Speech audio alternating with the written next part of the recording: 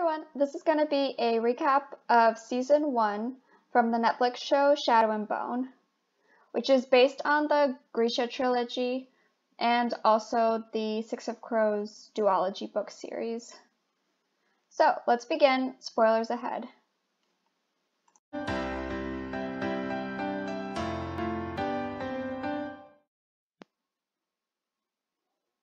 So, to start, it's really interesting that the show took the Grisha trilogy and the Six of Crows, combining it together in Season 1, because the two book series are separate. The Shadow and Bone is the book title of the first book, with the second book called Siege and Storm, and the third book is Ruin and Rising. Six of Crows, first book is Six of Crows, and second book is Crooked Kingdom. But the show introduces all of the characters all at once, basically, but they all have their own plots and their own cutover scenes where it follows the casts individually.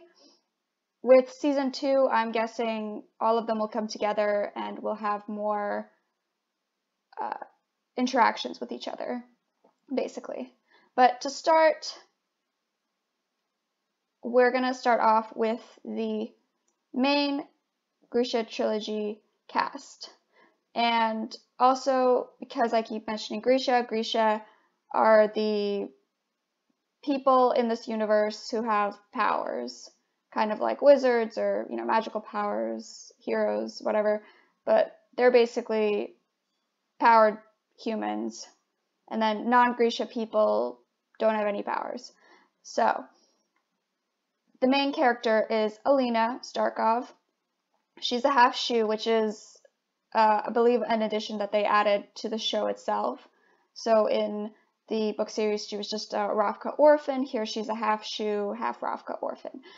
And basically, there's a Grisha test where they prick your skin and they find out if you have powers or not. Because she skipped out on the test, she didn't know if she was Grisha until she basically went into the fold or the Unsea.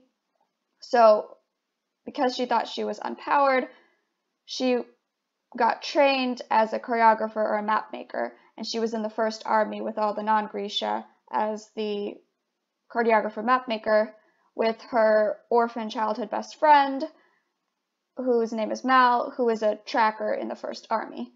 When they go into the fold, she finds out that she's a Grisha, and that she's not just any kind of Grisha, she's the legendary Sun Summoner, or the Sun Saint, that will save Ravka and take down the fold, basically. And her power, because it's the power of the sun, it's the direct opposite to Alexander Kerrigan's power, which is the shadow summoner power that he has. And because they have these ultra rare Grisha powers, the two of them are actually immortal. So, and you find that out in Season 1 because in the beginning, Kerrigan said that the Black Heretic who created the fold is my ancestor, but then his mother actually tells Alina, no, my son Kerrigan actually is the Black Heretic. He created the fold and he created the Volcra, which are the monsters inside the fold. And basically, Season 1 follows a sort of love triangle between the three of them, where Alina obviously loves her childhood friend and crush that she works with in the first army. That's basically why she went to the fold, because she wanted to go with him. When she finds out that she has Grisha power and she's taken to the little palace where the Grisha are trained, she starts to fall in love with Alexander until she finds out that he's basically evil. So she runs away from the little palace. Mal finds her. So now they're together and she likes him again. But Kerrigan and Mal, they hate each other. So Kerrigan's like, oh, I'm not even going to kill you because you're going to die. And then Alina's only going to have me because we're going to live forever and you're going to live a normal human life. So she'll only be upset with me for like maybe 50 years or something, and then she'll get over it. So they basically hate each other. And so it's the typical love triangle right here. And just to also mention Kirigan. In the show, he's called either the Black General, General Kirigan. Alina calls him Alex. In the book series, he's also called the Darkling. They might introduce that in later seasons of the show, but for now, it's mainly just the Black General or General Kirigan. And just to explain the world of the Grisha. So Mal and Alina, basically over here, East Ravka, that's where the story starts. And Ravka is this entire country right here. However, it has hostile countries on either side on land. So the only way to get to West Ravka, which is because it's right by the water, they have more resources and they can go to other countries. Like they can go to Kerch and get resources here. So they're resource filled. Here, East Ravka, they don't have any resources, so they have to make supply runs through the Unsea, which is what it's called in the book series, or the Fold in the show. And mainly, the supply run is from Kribersk to Novokribersk. So basically, like, I guess the old city of Kribersk to the new city of Kribersk. That's where the supply run is, and that's where the first episode starts, with them trying to go through it. Ost Alta is the palace area. There's the little palace and the big palace here. Big palace is where the royal family lives. Little palace is where the Grisha are trained, and it's under basically the command of General Kirigan. Then you have you could say the hostile countries, which are Shuhan, which is just mentioned and referenced in the first season. And it's kind of loosely based on maybe like China or Asian countries. Ravka is loosely based on Russia, just from all the names and some of the like costume choices and stuff. And then Fjorda is more like Viking, Norway, maybe Switzerland, I don't know, like kind of like Germanic, Viking-esque vibe up here in Fjorda. And then Kerch, it's more like a trading city hodgepodge. I'm not exactly sure what it's based on, but you don't see it as much in the first season. But it's basically a big trading island, basically, the city. Anyway, the Six of Crow characters are from Kitterdam here in Kerch. The main cast, Alina, they're over here. And then Nina and Mateus, they kind of are shipwrecked, and then I believe they end up here somewhere. Because they weren't sure if they were going to land in Fjorda or if they were going to land in Ravka. Anyway, that is the quick like layout of the land, you could say. And then to quickly lay out some of the other characters in the main cast that you get. Well, first off, you have the Stag, which is Alina's amplifier. It's killed in episode 7, but there's like mystical powers.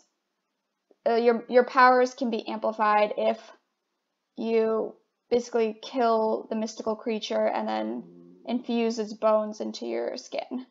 So the Stag is one of the 3, and Alina has it like fused to her collarbone, basically, so she now has that power. Then you have the non-Grisha characters and the Second Army Grisha characters. So basically, first episode, and he's killed in episode 1, there's Alexei. He's also a fellow choreographer and mapmaker who has a crush on Alina, and he actually runs through to Novokribersk, and that's how West Ravka and Kerch find out about Alina's Sun Summoner powers because Alina gets pulled back over here, and so, but news spreads because he got through the fold.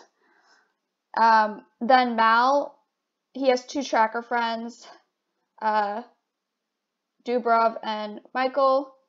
They're actually killed in episode 4 when they're in the permafrost area because they were in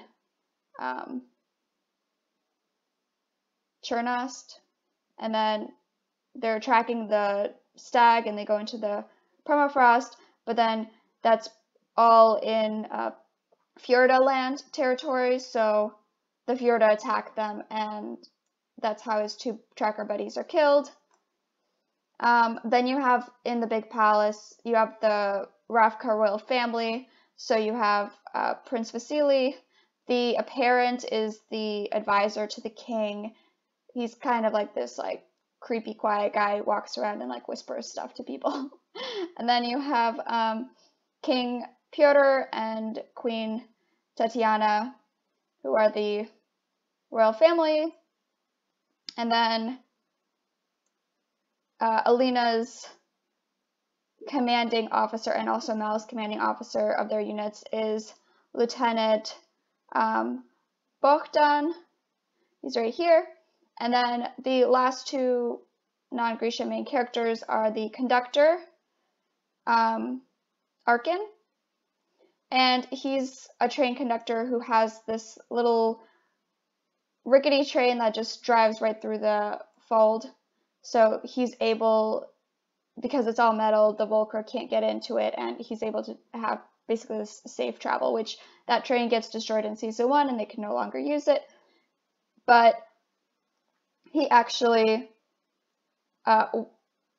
came over from Kerch over to the little palace along with the Six of Crow characters because he wanted to kill Alina while the Six of Crow characters wanted to kidnap her and bring her back.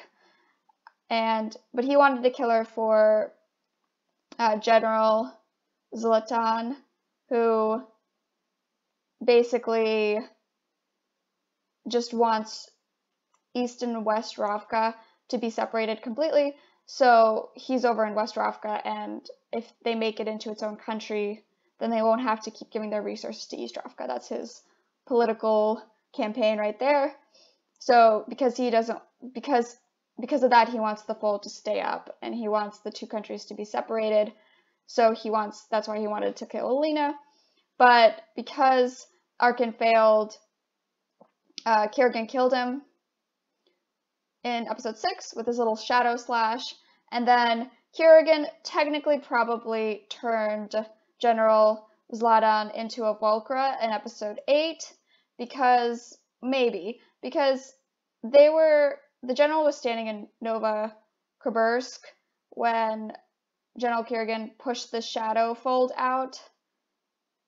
Unless they were very fast in running, I think season 2, that general should be gone. Maybe. But I guess we'll see. And then Grisha characters. You have Alina's friends in the palace, you could say. These are more side characters.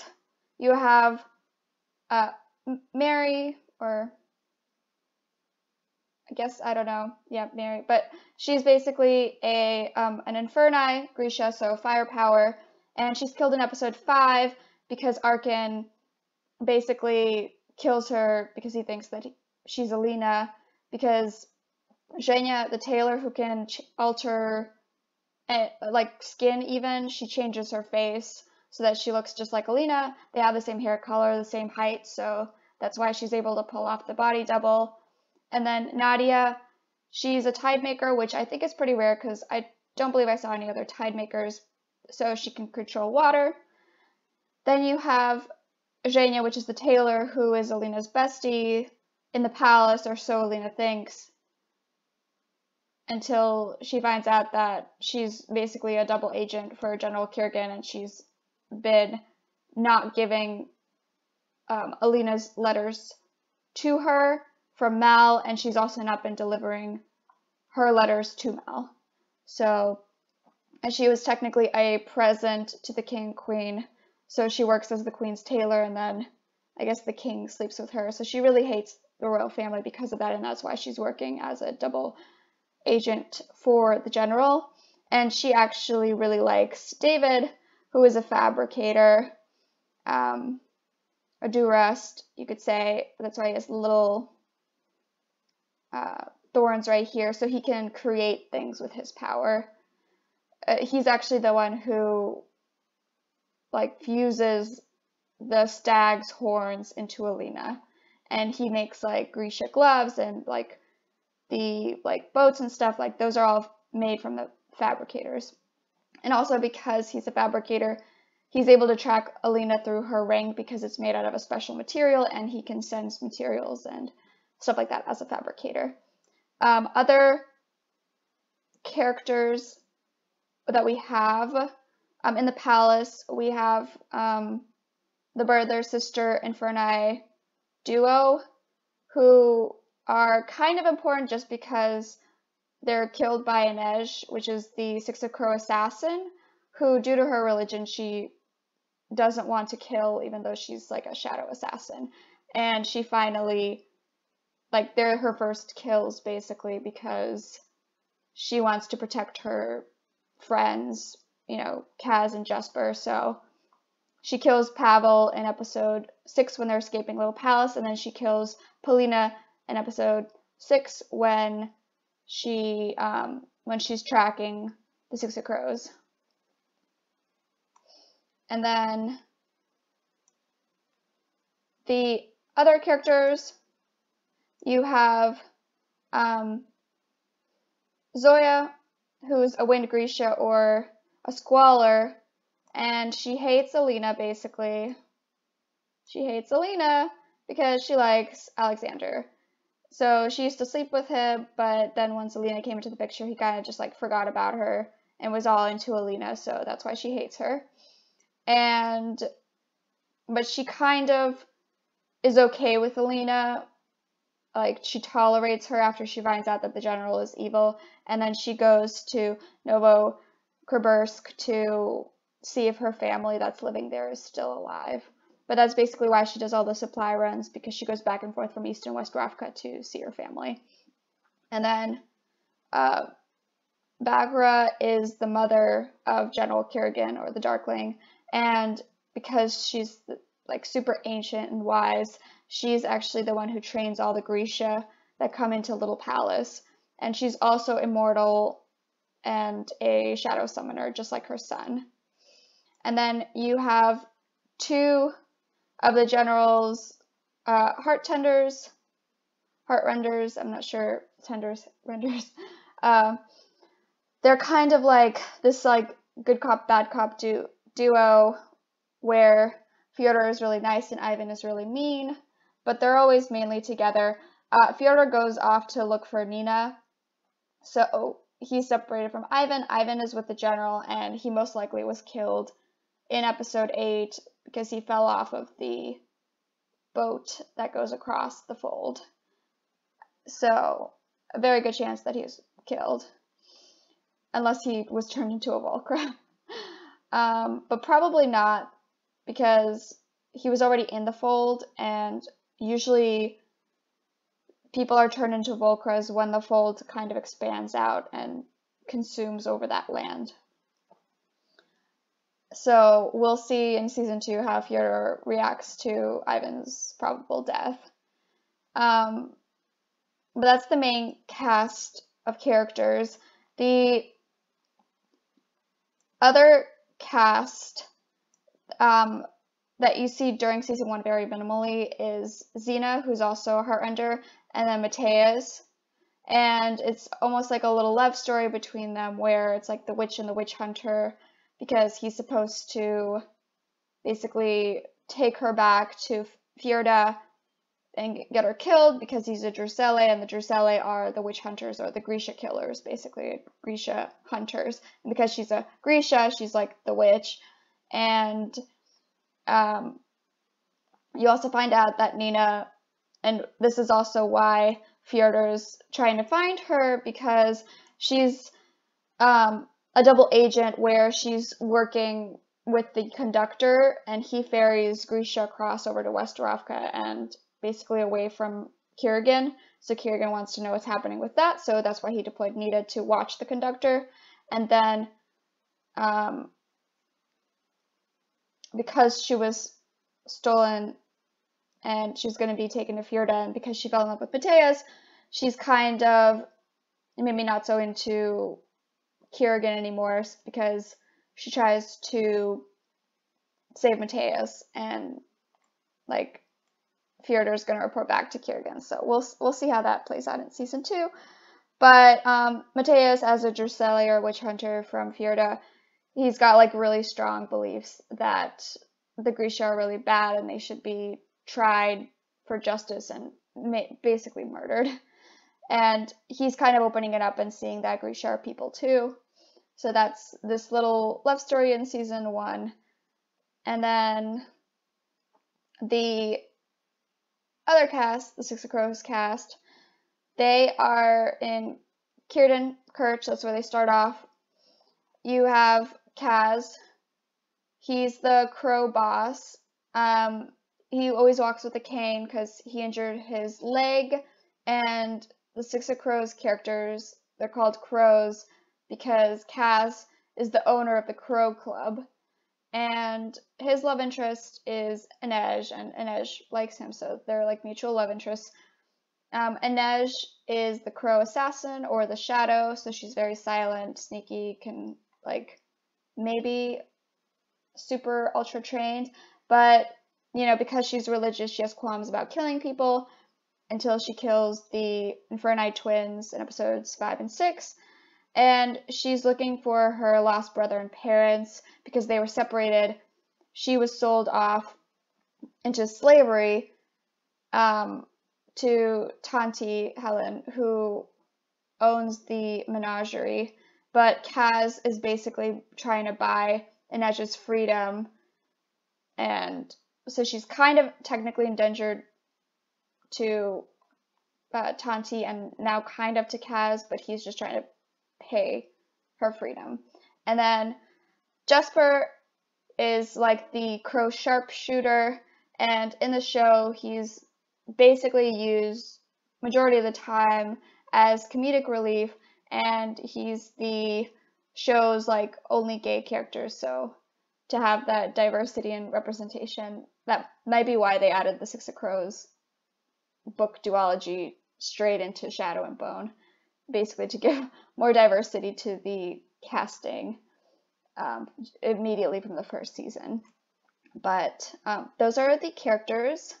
And the very last character, you have Pekka Rollins, who's the Dime Lines leader, and there's like a power dynamic in Ketterdam where all of the bosses want the other bosses' territories and stuff. So this is kind of the Six of Crow Pyramus. So like they're all basically enemies against each other, and they want they'd rather off each other off and get each other's territories and stuff like that. But that will probably be explored later in later seasons. And then just to give a quick recap of the episodes themselves, I basically touched on all of them, but you have one, a searing burst of light. That's where everyone finds out that Alina is the Sun Summoner. Then We're All Someone's Monster is where the crows set off to go get Alina because they find out that the Sun Summoner exists. And then Alina is going to the Little Palace to get trained. The third episode, The Making at the Heart of the World, is where Nina is traveled, so it kind of starts off her Thread storyline. Then it shows Alina's life in the palace, her training, and then it shows the crows going through the fold. The fourth episode, which is this word, which is the permafrost, basically, area, that's where Mal is tracking the stag, and they find the stag with his 2 tracker buddies. The crows figure out the plan the heist to get into the palace. Nina is in the storm, almost drowning, and then Alina masters her power and basically is falling in love with Alex. And then Show Me Who You Are is Mal finally comes to the palace with information on the stag, so he knows where he is, and he's trying to see Alina because they haven't had contact in the past, like, 3 episodes. Alina shows off her power to everyone in the palace, so everyone knows that the Sun Summoner is real. That's also where Alina and General Kirigan, they share a kiss, and you can see that Alina's really in love with him. Then the crows pull off their heist plan, and they think that the heist plan fails, but because Alina stows away in the back of their cart, technically you could say that they pulled off their heist and they kidnapped Alina. But really it's Alina escaping the little palace.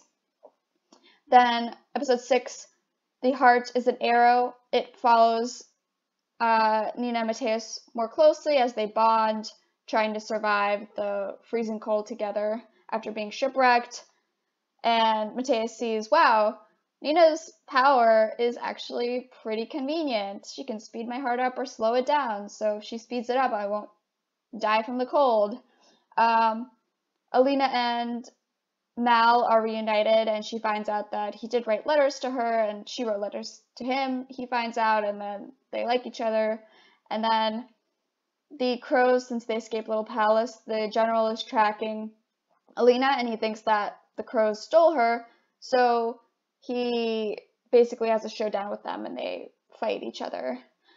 And then he finds out that Alina's not there, and that she's probably reunited with Mal, so he goes after her, and in episode 7, The Unsea, he basically tracks her down, he gets Alina back, and it also, episode 7 is where you see the Black Heretic flashback, and you see the creation of the folder, The Unsea, and you see what happened in Kirigan's early life that made him the way that he is now, and made him decide to do what he's doing. And since he gets Alina back in this episode, they go into the fold again, and now that she's fused with the stag power and he's fused with the stag power, he can control her power along with his power, so he's ultra powerful. And this is basically where he's like, I can keep us safe from the Volcra because the Volcra attack me, but also I can expand the fold and I could basically take over the world and control everything because I can move the fold whichever way I want to with Alina's power. Now, in episode 8, luckily, they break free from his power, and it basically sets up the last episode, No Mourner, sets up the next season, where all of the characters, with all of their separate storylines, they all unite, basically, on a ship to Kerch. So, Nina's going to testify against Matheus, because she said that, oh, he's a slaver, so the Kerch people who are going to get rewards for bringing in slavers, they put him in jail, basically on the ship, to take him to have him in the trial, and she's there to be the testifying witness, but she did it only because her Grisha comrades were going to kill Matheus, and Fjordor knocked him out, and she couldn't fight them all, so she basically it showed her switching her loyalties, but she needs a way or a ploy to get Matheus free and safe. And Matheus is kind of like, because their roles are vice versa, now he's in jail, his trust that he gained in her is now broken. He's like, oh, this is your plan along, and she's like, no, I didn't do this on purpose.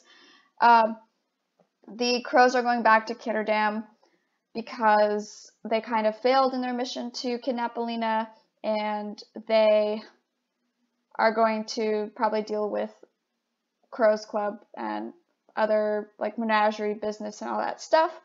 And then Mal and Alina are also on the ship, but they might not go to Kitterdam, specifically that city. They're going to Kerch specifically to lay low so that Alina can work on her power to take down the fold, basically. And they think that the general is dead and that they won't be bothered by him again. But episode 8 is also where you see him walk out of the fold with the Volcra, so he now can control them. And then Zoya is off to Notorkarsk to look for her family because he expanded the fold. It took out either half or majority of the city where her family was living. So that is the first season of Shadow and Bone, and also the explanation of who all the characters are and everything and the world. If you have any questions or comments or anything, please let me know, and I'll see you guys on the next episode. Thanks for watching. Bye.